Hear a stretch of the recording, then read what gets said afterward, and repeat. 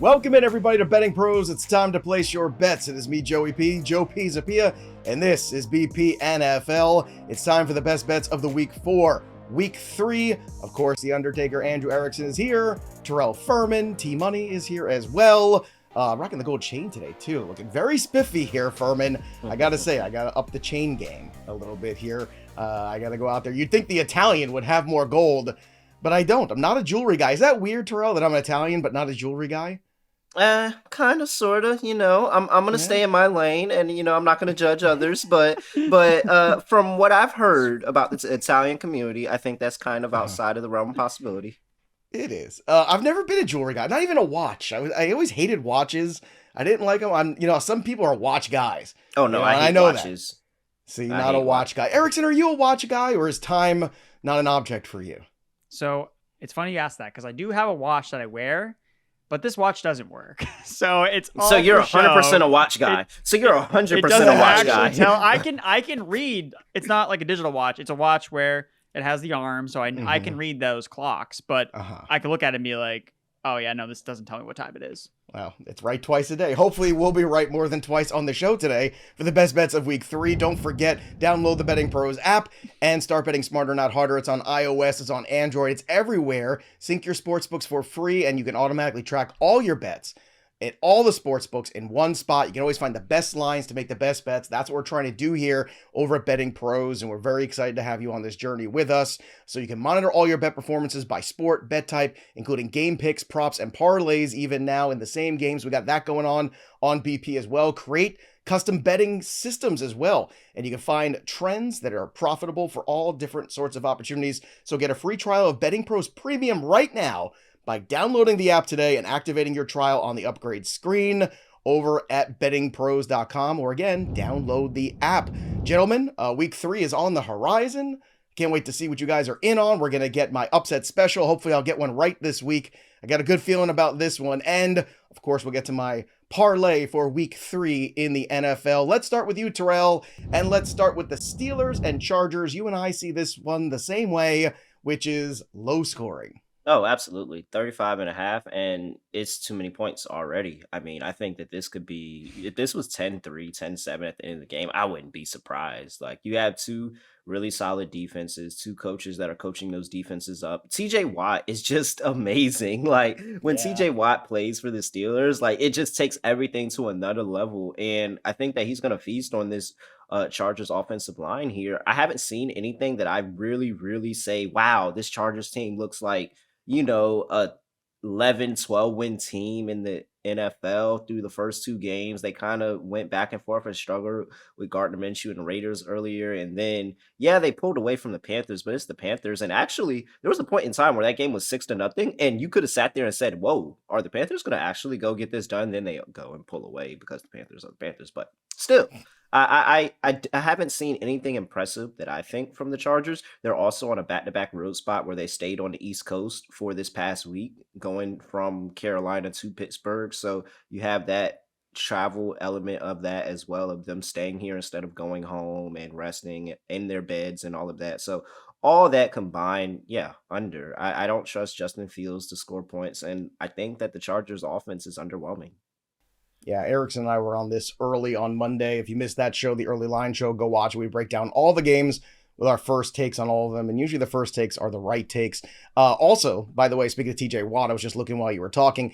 He is at plus 420 still for Defensive Player of the Year. Aiden Hutchinson, which was our pick, Andrew Erickson, is at plus 470 already. Where was he? Plus 1600, I think, to start the year? Somewhere around there. So already making some money there. Erickson, let's get to you for your first pick for week 3. What do you have?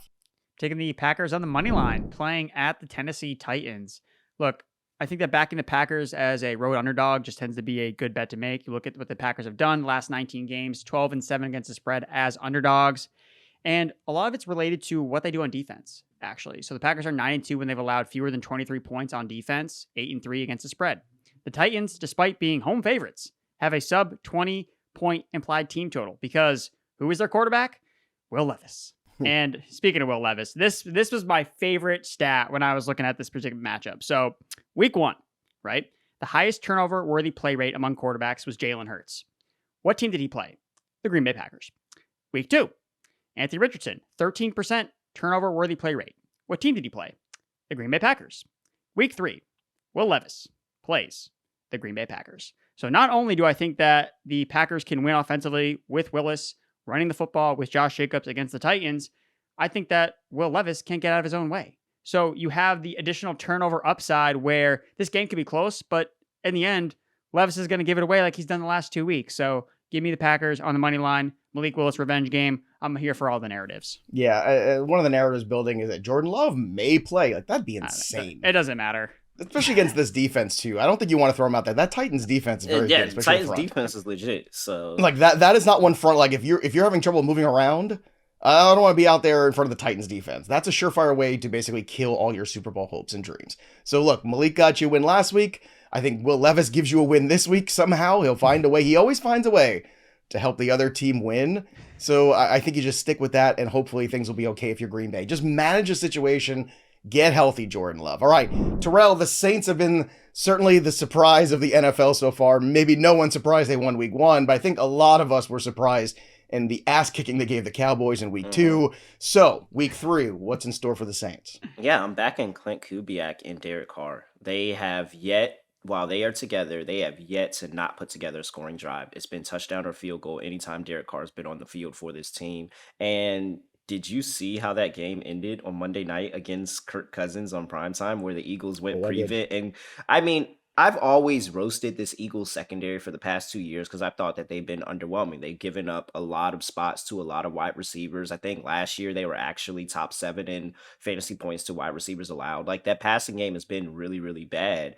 And here we get Derek Carr and Clint Kubiak, who actually has this offense rolling. I think they're going to find the soft parts of this Eagles passing attack and just go at it the entire game. You look at Derek Carr going up against a Vic Fangio defense, and he dominated them when he was over there for the Raiders, going up against him in the Broncos. Like, Derek Carr has familiarity playing this style of defense. I think this is another situation where everybody's kind of backing the Eagles to bounce back, and Jalen Hurts has lost 9 of his last 11 games.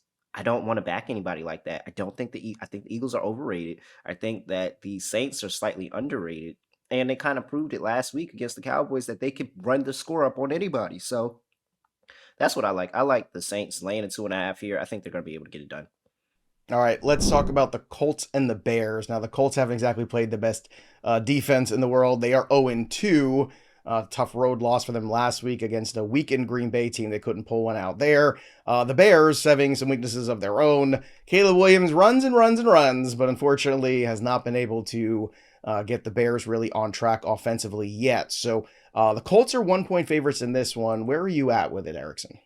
I'm going back to the Colts. They let me down last week, but I'm going to continue to pound the trend with them being favorites. You look at the favorites have won 13 of the Colts' last 14 games. The exception was, of course, last week. So I'm not going to let 1 week kind of dissuade me away from Indianapolis. I think LaFleur just outcoached Shane Steichen, to be totally honest. But when I'm looking at the coaching matchup this week, Shane Steichen against Eberflus and Shane Waldron, there's no contest, in my opinion. I think that the Colts are at a better advantage. They're playing back at home.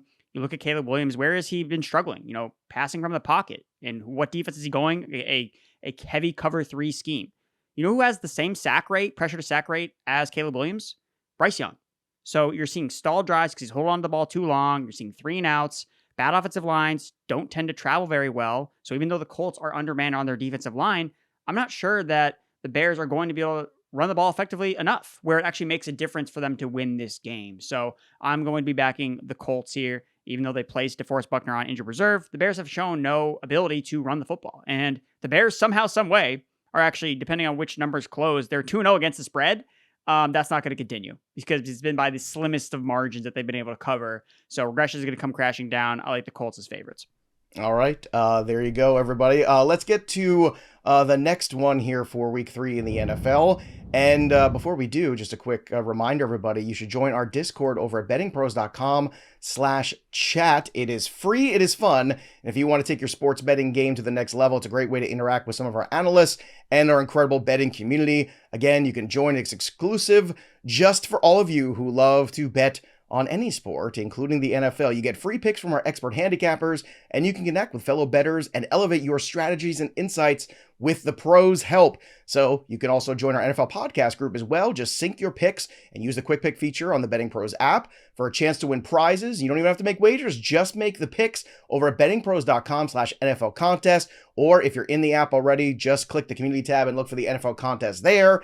And that is the best way to get ahead and make the most of your picks. So again, more help from the Betting Pros group over on Discord. That's what you want. Let's get to the next pick here, and let's go back to you, Terrell. The Cincinnati Bengals are kind of up against it. To me, this is an opportunity where I think you see the Bengals actually show up this week and be the Bengals. I know you had glimpses of it last week, and the glimpses were good, but I think this is the one where that Washington secondary really unlocks Jamar Chase in week 3. Yeah. So one, Joe Burrow has never lost a week 3 game ever at all yet. No, he hasn't lost a week 3 game. Interesting. And you got to think, He also hasn't played week 3 this week, but yes, okay. Yes, he How has. many week 3s he's actually played? Let's look He's that never up. lost a week 3 in 2024. Hasn't And happened hey, yet. look, last 2 seasons they started out 0-2 and they came back 1 week 3. That's how they do it. He's also never lost a regular season primetime game to anybody outside of the AFC North. He's 6-0-1 following 2 losses against the spread. I'm sorry, 6-0-1 against the spread following 2 losses in his career. This is a spot where I like Joe Burrow and this team to bounce back. One, against a Commanders defense that's absolutely horrible. They're 29th to 32 teams in terms of PFF pass rush rate. And then they also, the secondary is just abysmal. And that this feels like the Jamar Chase, Joe Burrow, 11 catches, 150 plus yards, 2 touchdowns type of game. He's got Yosivas, he's got Burton. He's able to spread the ball around. Hey, watch out for Mike Gesicki as well. He's been targeting him in the red zone a lot. They just haven't been able to connect a few times. Like, I think this is hey, there's nobody in his face this game. He has time in the pocket. He just absolutely carves up this Commanders defense. They're laying 7.5, and they gave you that hook trying to bait anybody that would to take the Commanders after last week, saying that they keep the game close. They're not. The Giants are horrible. The Bengals are not. The Bengals are going to run through this team, lay the 7.5. Yeah, the Giants are horrible, and that's coming from a Giants fan, everybody. That's coming from Terrell, who knows better. Are we going to see Drew Lock sooner than later here, Terrell, after what you saw last week, or no? Or Daniel Probably Jones, not after what you saw last week. It really wasn't on Daniel Jones. Wasn't It's the Daniel fact Jones' of- fault? Yeah, That's what I'm like saying. I think we stayed Daniel that off a Jones little bit, right? Daniel Jones didn't know his kicker was hurt and still trotted out the kicker and not ran out a new practice squad kicker when the Commanders did exactly that and brought out somebody from the street and went and hit 7 field goals. So How many targets for Neighbors this week? 47? We're going to try to up it this week? 55. 55 targets for only It's going to be less than 18. Less than 18. I don't know about that, Andrew. I just don't know. All right, Erickson, let's go to you for pick number 3. And you've got some feelings and thoughts about Houston and Minnesota. Yeah, I'm going to take the under here at 46.5 points. Look, the way that I'm looking at this matchup, I think that, again, you have CJ Stroud, you have the mystique, you have the receivers here. Everyone's super pumped up, but these are 2 good defenses. I like the under last week when it came to the Bears facing the Texans because it was all about the quarterbacks. But, oh my God, these defenses are both really good. So you look at the Texans, they've gone under in their games in 12 of their last 19 games. You look at Minnesota, Brian Flores. These teams have averaged 42 points in Minnesota. They're 2-6-1 towards the over since the start of the 2023 season. Look, for 2 straight weeks, Houston ranks 4th in fewest first downs allowed. You cannot run the football whatsoever on their defense. Number 1 run defense since the start of last season. And then you look at the Vikings, they have the 2nd highest pressure rate in the NFL. They limited the 49ers at home to fewer than 20 points. That's elite. The last time they scored less than 20 points was week 8 of last season. The last time the 49ers were limited to under 20 points. So I think that both defenses are just not getting enough credit. And everyone is kind of looking at, oh, Sam Darnold, I like this. Oh, CJ Stroud, great quarterback. But these teams are playing towards the under. That's the trend. So I'm going to take the under here, especially at a inflated number, I think, at 46.5. All right, more on this game a little later from me because I've got some thoughts and feelings about this one. We all have thoughts and feelings about the Dolphins and the Seahawks. Now, the Dolphins are underdogs on the road, backup quarterback. I think we all get that. But I'm not sure I know who Seattle is yet. The Seattle defense has played well, but they played well against the Patriots, who don't exactly have a full complement of really impressive weapons. and against the Broncos, who, well, Bo Nix is their quarterback. So just to kind of give you perspective on that. So although Seattle has handled their business, which is great, and the offense looked like, certainly JSN looked fantastic last week. DK, 10 yards open is a lovely thing to see. You love that. But Terrell, let's start with you on this one, because I'm very interested in this game. I feel like the Dolphins, with extra time to prepare, might be more prepared than people think in week 3. Yeah, and I mean, here we go. We have another Close Your Eyes special. Now, the Panthers are Close Your Eyes special proof. So that how did that work out last week? Did we get it, the Close Your Eyes special? No, which means it's due this week. Out of the equation. That's right. Which means it's due this week because it's a 61% trend, and it has to miss at some point. And so actually, we have 3 Close Your Eyes specials this week, and I'm betting 2 of them. Only reason I'm not betting the third is because it involves the Cowboys, and I can't bet the Cowboys. That's ridiculous.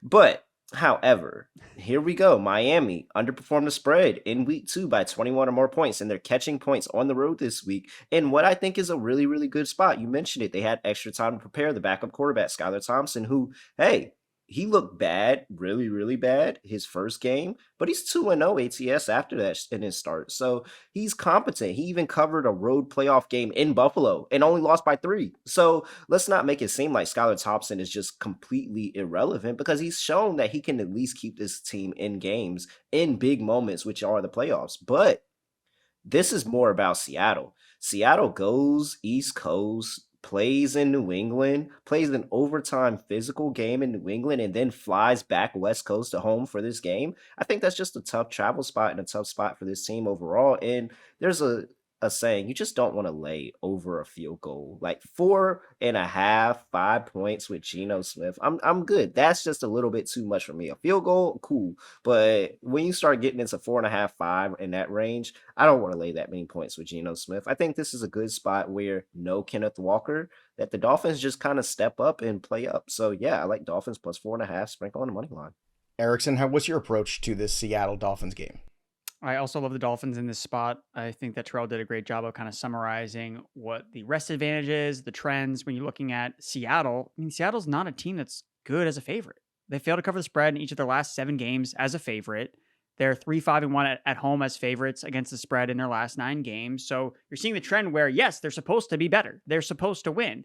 And usually they do up winning these games, but they don't ever cover the spread when they're viewed as the superior team. And you pointed out at the jump, Joe, they've played the Broncos and the Patriots. That's who this defense has gone up against. And this is my kind of hand in the dirt type of take. And this is coming from someone that's talked to Ryan Wormley a lot. He's a Ravens fan. He knows Mike McDonald's defense, again, formerly of the Ravens, now the Seahawks head coach. I'm taking you guys back to a game that was played in Miami. It was one of Mike McDonald's earliest games as the Baltimore Ravens defensive coordinator. It was against Mike McDaniel's offense. That game was a mess. It was a shootout because McDonald's defense did not match up well whatsoever against McDaniel's offense. And when you look at the offenses they've played so far this year, name an explosive playmaker on the Broncos or Patriots. They don't have any. Neither of those teams have the personnel to take advantage of the holes in this particular defense that Seattle has. You know who does? You know who has 3?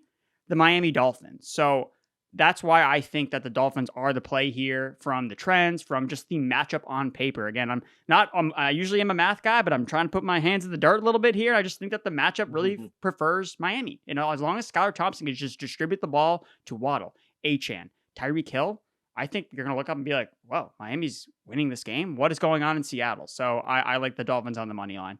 Yeah, I'm in on the Dolphins too. I'm taking the points with the Dolphins this week. So all 3 of us, fingers crossed, make money on that one. Let's go, what could go wrong? Skylar Thompson. What can go wrong? What can go wrong? All right, Terrell, let's go back to you for your final pick for week 3.